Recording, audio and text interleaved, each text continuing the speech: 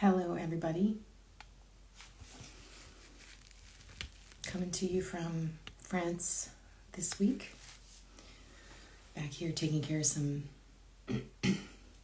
business. And I want to continue in the same vein as the conversation that we had last week, where I was talking about synthetic overlay. And the ancient roots of that, so much older than I think we realize, and how that has really masked our access to our true essence and the subtle energetic structures that we've been unknowingly entangled in.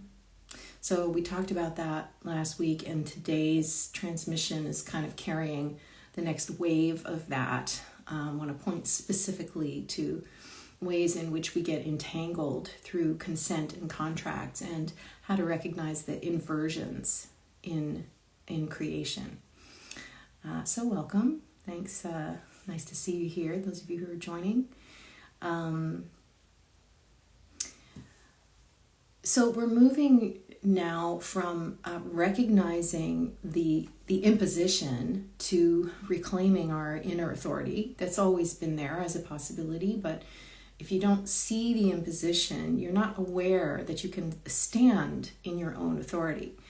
We're moving as a collective, for those who are awake and awakening, from being loosed. We talked about that last week, right? From being loosed and siphoned to withdrawing consent for that and choosing what is real. And we are moving from spiritually outsourcing, right? Constantly looking outside of ourselves for spiritual authority, and returning to the heart, returning to heart-based authorship of our own lives. And this is something that we have the right to do. It's interesting, you can always tell, where someone is in their sovereignty journey if you propose something and they say, are we allowed to do that? That's very telling. Are we allowed? Am I allowed to do that? Right?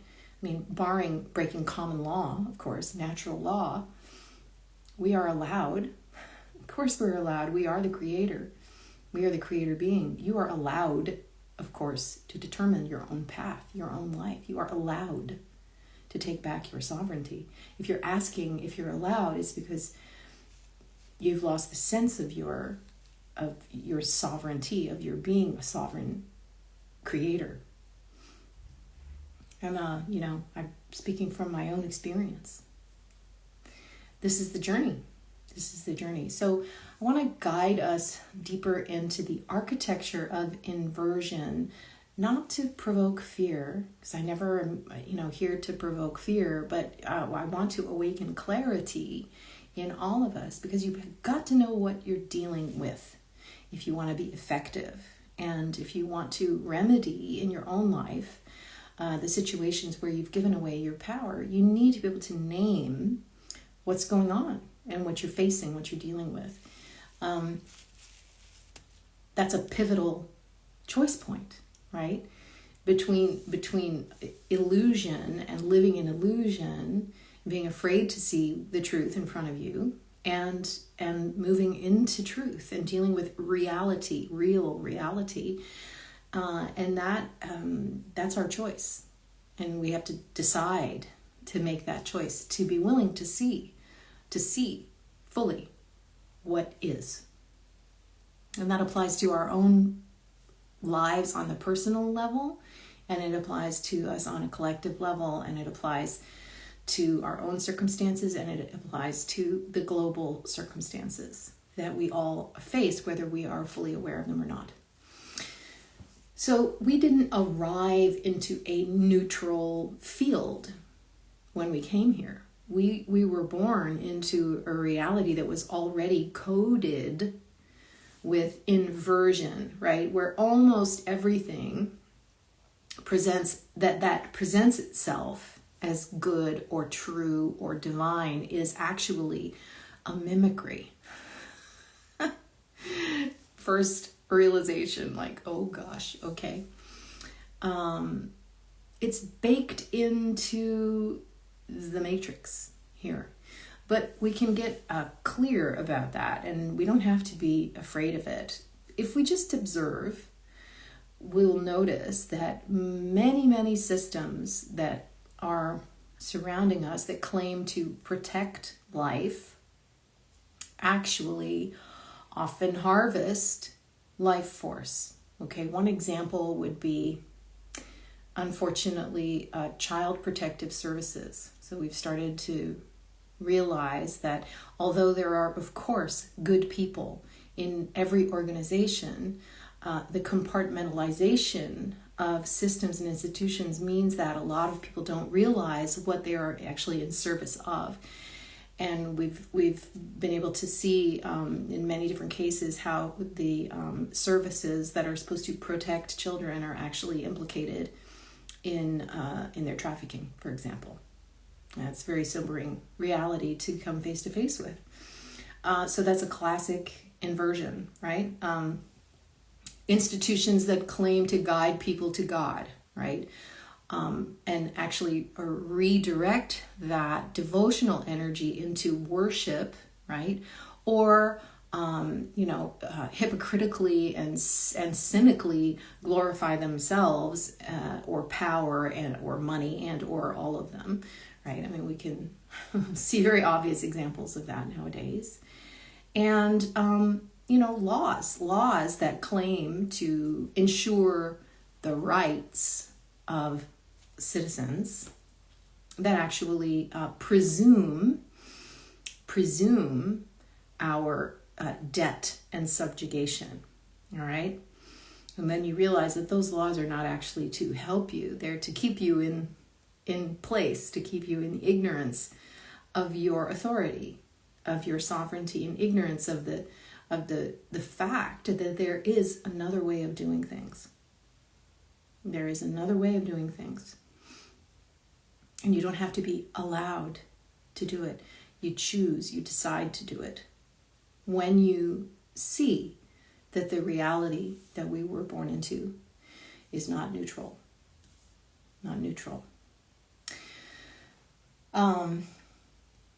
Pretty much from birth, we've been all encoded into a system of assumed consent, right? And we'll talk about that energetically, spiritually, materially, whether it was through birth registration, which is the beginning of this energetic and legal contracting that we are,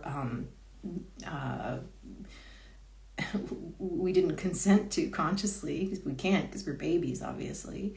And I'm not talking about record keeping of births and deaths. I'm talking about registration. That's something different.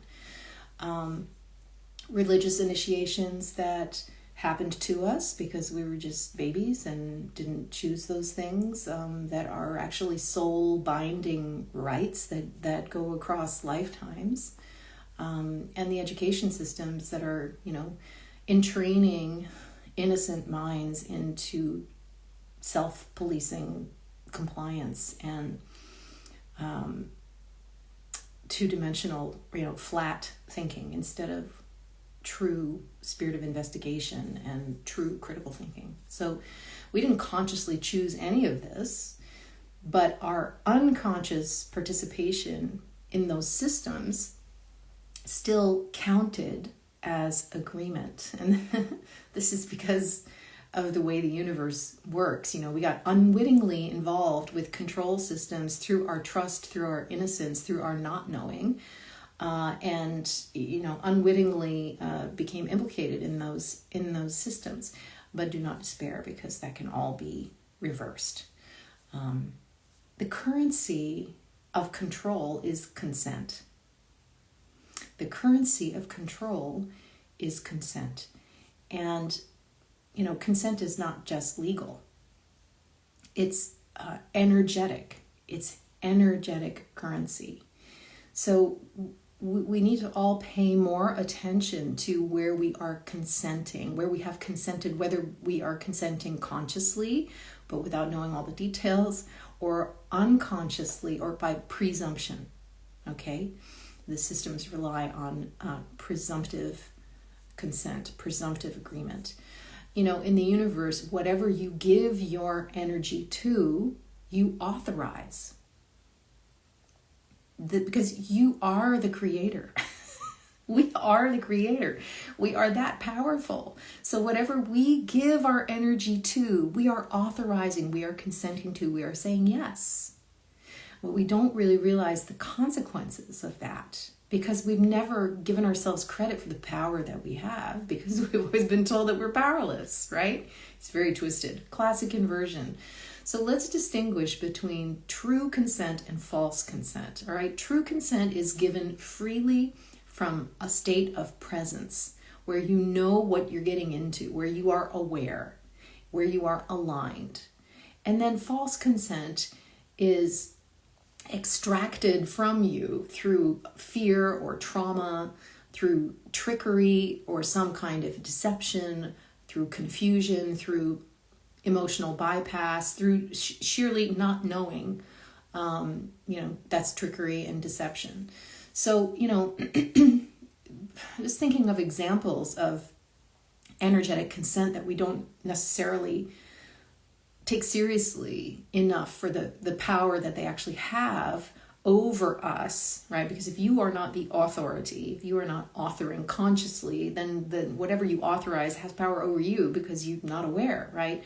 So if you say amen or so be it without discerning what you're actually agreeing to, that's an example of energetic consent. You just mumble the words, right? You haven't really thought about it. You haven't gone deeply into what that actually implies, what it actually means. Let's say like joining group meditations where energy is directed to like nebulous entities or councils, things like that, where is your energy actually going? This is your life force, watching the news and getting emotionally reactive to what you're seeing is actually feeding the narrative with loosh, right? We talked about loosh last time. When you watch something and you you get angry or you're like, that motherfucker, like whatever whatever it is you're watching, that it hooks you emotionally, right? As soon as you get emotionally hooked, you are not capable of thinking clearly anymore, right? And so that's why media is always going for the emotional hook, always going for the fear narrative, always going for the thing that is going to get you, then they got you, right? And then you're producing this energy of fear or grief or outrage or whatever it is, and that is energy, life force energy that's harvest right there. That's loosh, right? Also signing documents or contracts without knowing what you're binding yourself to. And I mean, gosh, that happens every day now, right? I mean, you can't get on your computer. You can't like open an account with anything or participate in anything without agreeing to their terms and conditions. And you mean to tell me that, everybody goes through those terms and conditions and knows what it actually means? I don't. I mean, I'm like, what have I agreed to? What have I consented to out there in the ethers? Those terms and conditions could be saying anything, and we don't know what it is. Basically, what they're saying is, you agree that we can use your data, that we can, harvest your life force, and there's nothing you can do about it, right? And we're like, okay, terms and conditions, and scroll, agree, so that we can get past that barrier to entry and get going, right? Guys, I mean, it is the currency, right, of control, our consent, when we give our consent. So, the controllers don't need to overpower the billions of people. They just need us to agree. They just need us to agree to give away our power. And most of our agreements are made when we're unconscious, right? Either we were babies, too young, not capable of understanding, simply not awake, not aware of what we were agreeing to. Don't you think? I mean, I can certainly say that that's been the case for me.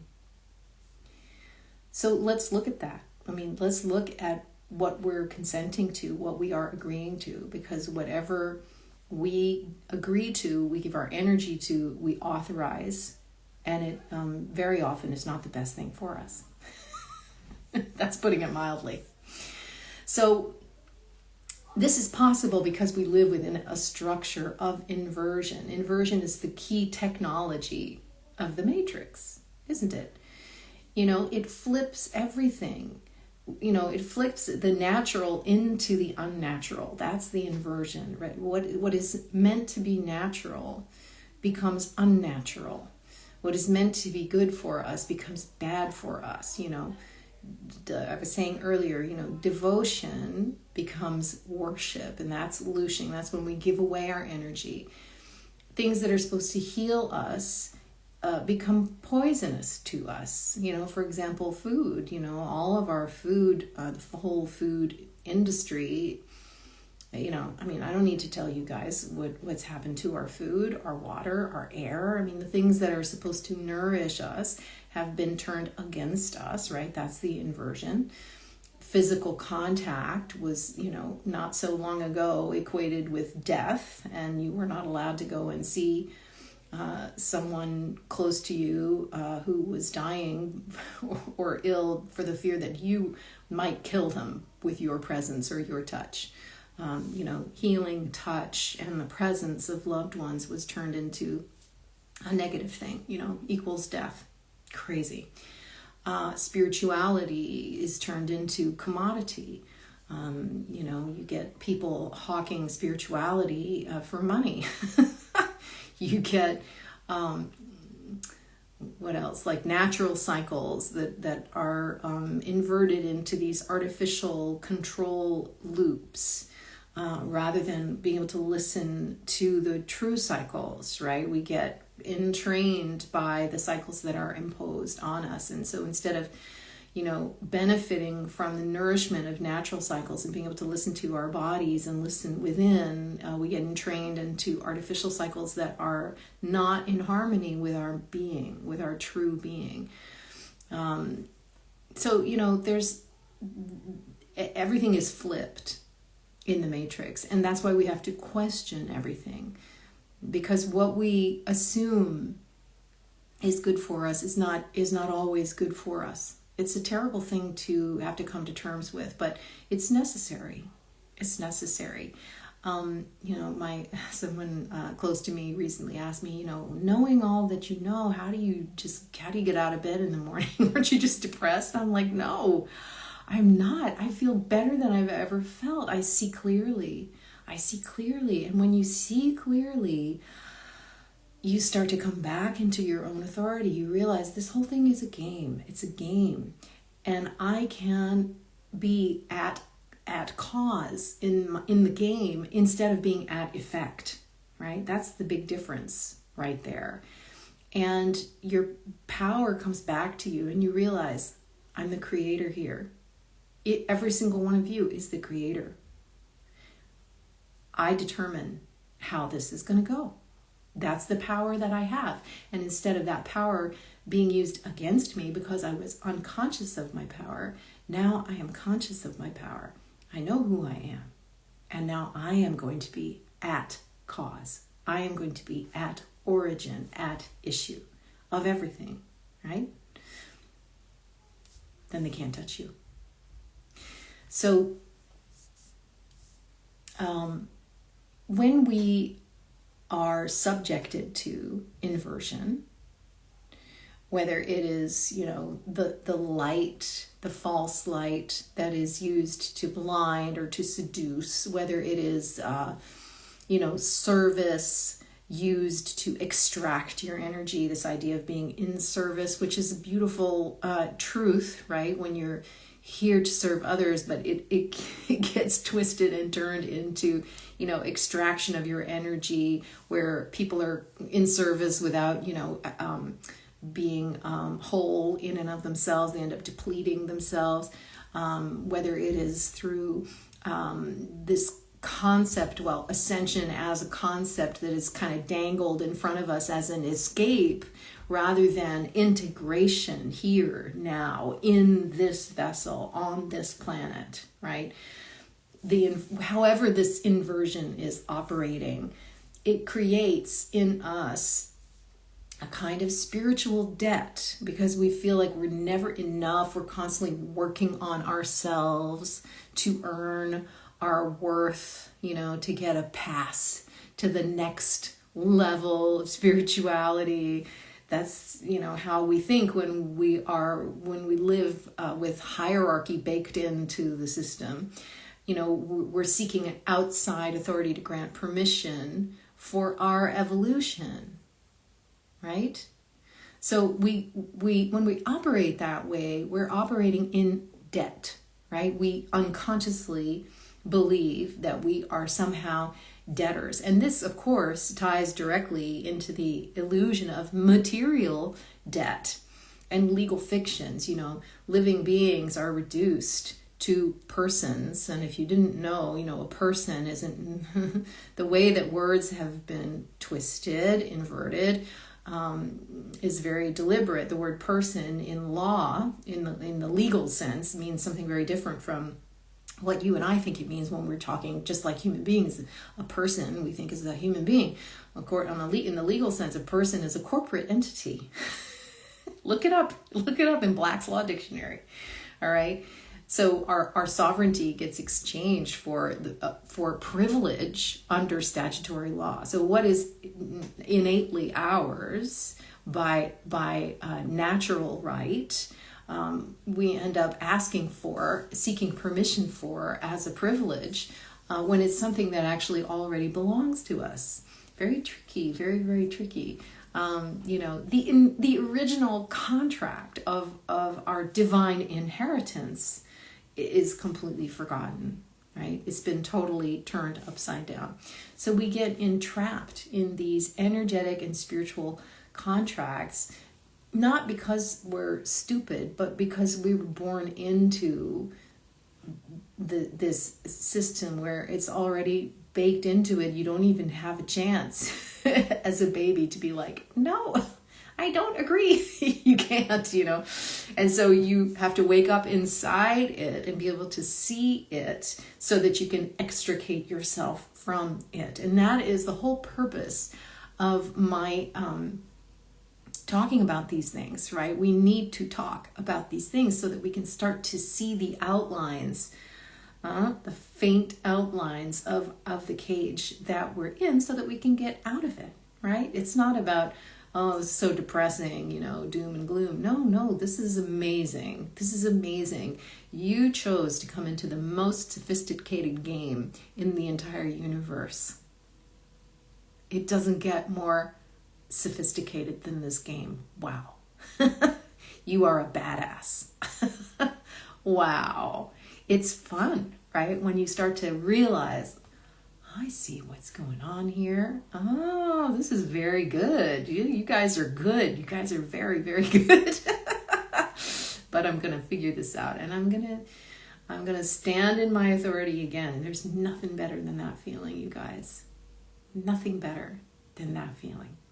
That's when the joy comes back, if you lost your joy. Most of us have no idea how many contracts we're actually in. All right? Soul contracts, entity agreements, unspoken vows, group field dynamics, subconscious deals that are made in trauma, right?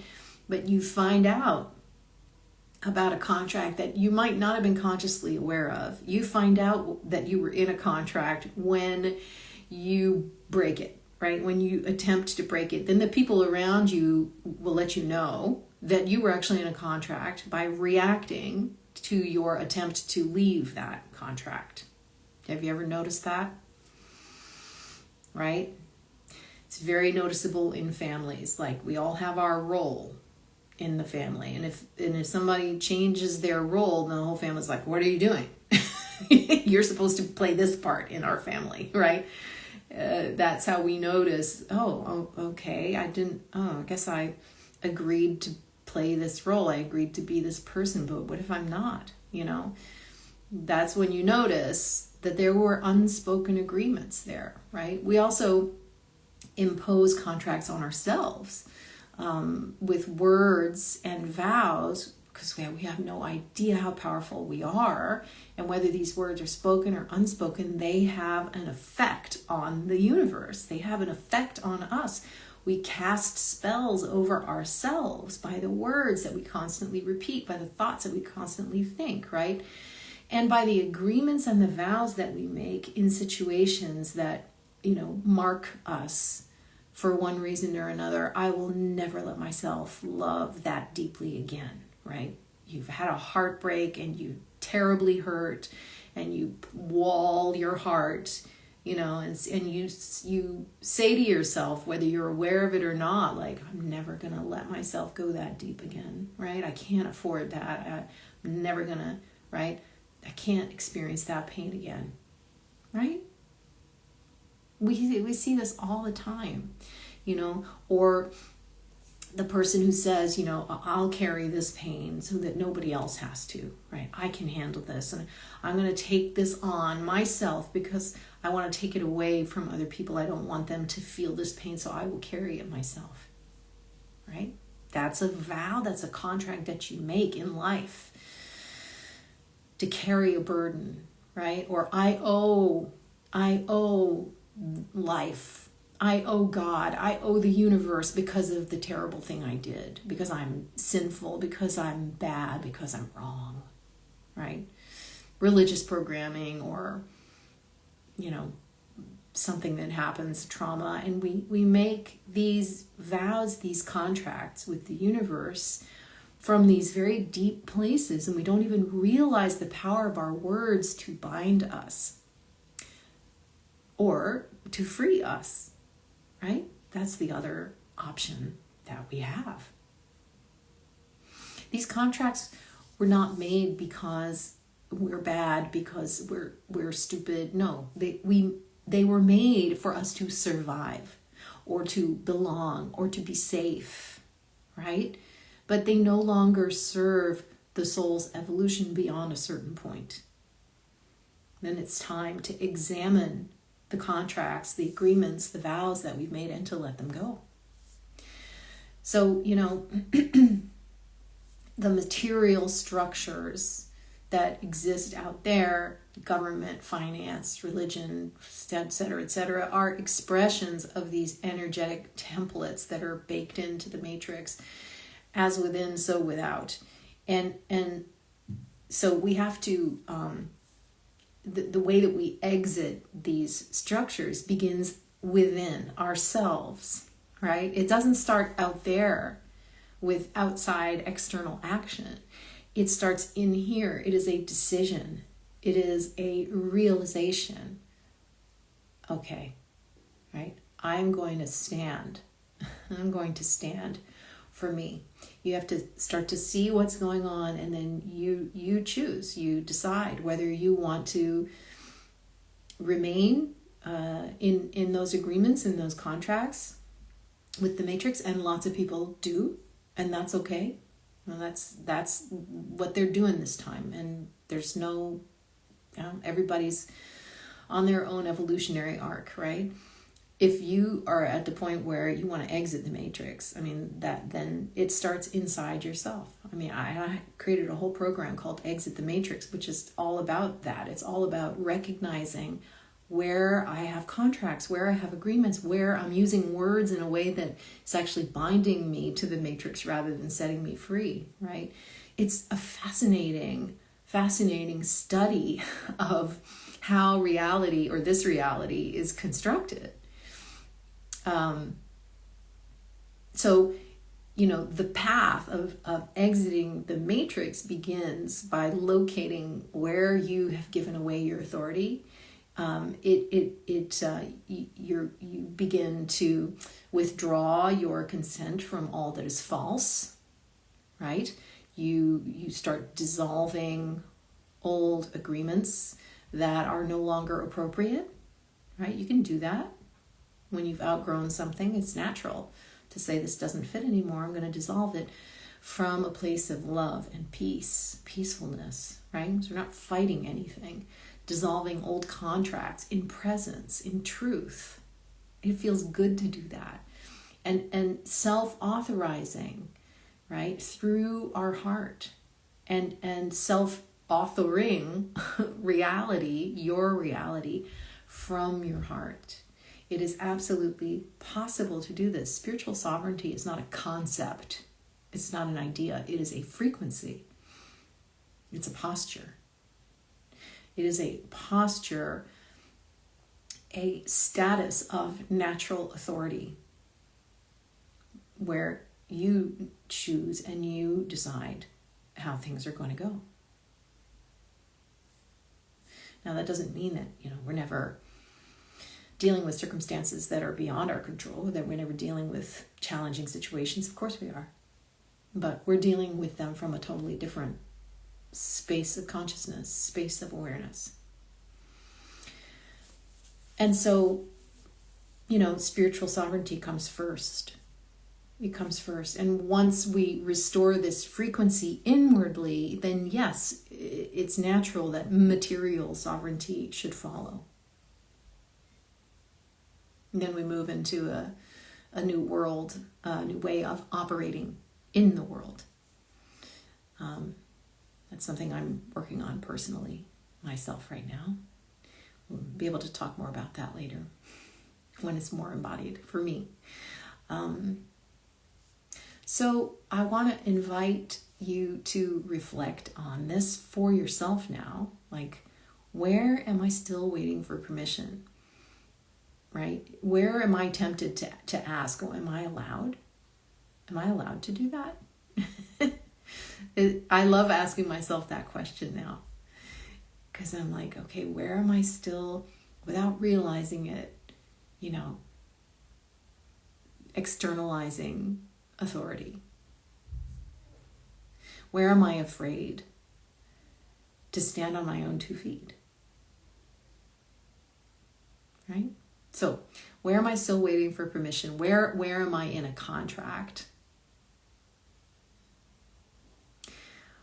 Where have I consented to be small, to be invisible, to be a debtor?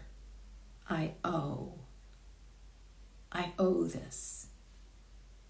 Where do you still believe that? Maybe that's just an assumption. It was for me. That was the basic starting point.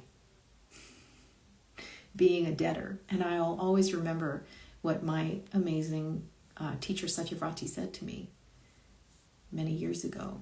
He said, stop begging in the back alleys of your life. That's stayed with me all these years. He was saying, your attitude is that of a beggar. Your attitude is that of a slave.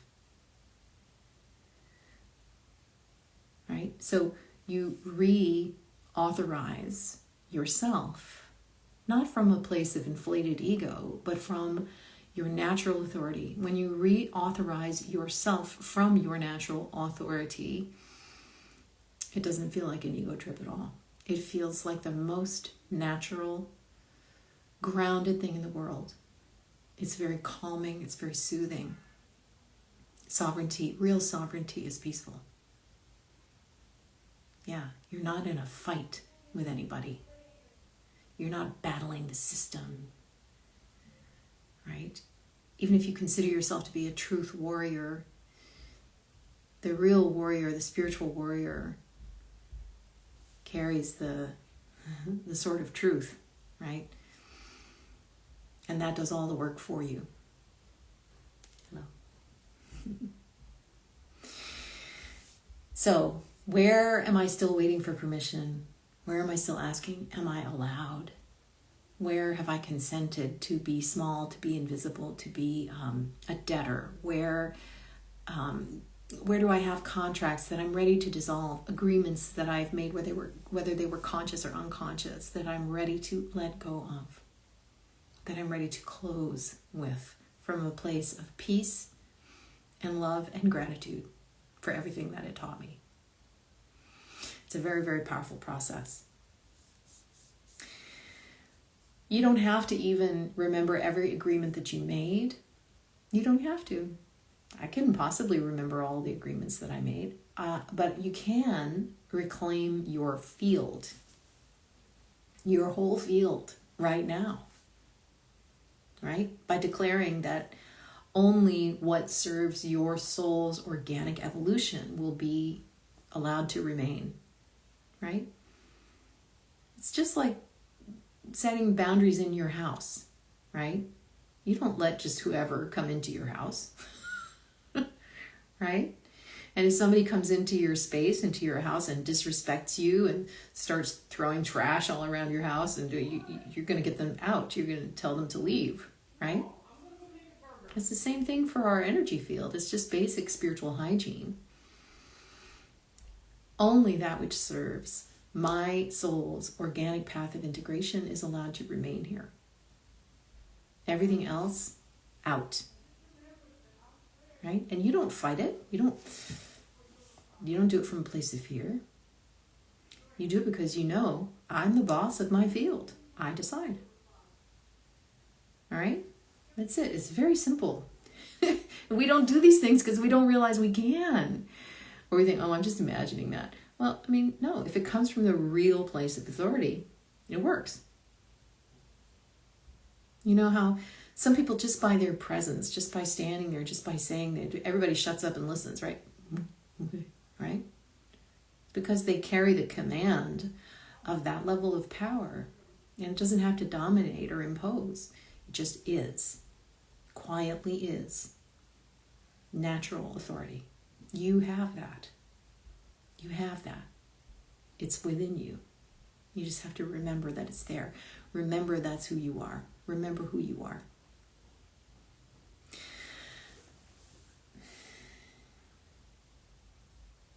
Okay, I think that's the main part of what I want to address today. Next time we'll get into it a little deeper, even deeper still. But I'm going to close the space, seal it with grace, with truth. Not in laws that are written by men, but within the framework of natural lore, which is natural, organic creation, right? That's the space that we're in. We're not occupying a synthetic mimicry space. We're occupying a real, authentic space of truth. And we're never bound by what was done in fear, unless we choose to be. We're not bound by what we have done in ignorance. That invalidates the contract. In order for a contract to be valid, both parties have to be cognizant and agreeing to it. So if you didn't agree, if you didn't consciously agree, if everything was not disclosed to you, that contract is not valid. Right? So you can start right now to create a new field around yourself, which is yours, which is sovereign and protected by you. Nobody else can do it for you. So yeah, we're not bound by what was done in fear. We are freed by everything we do in love from here.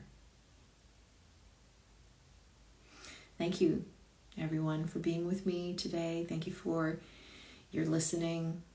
Thank you for your presence. And thanks for being willing to entertain what is not ordinary. That says a lot about you. I'll see you next time.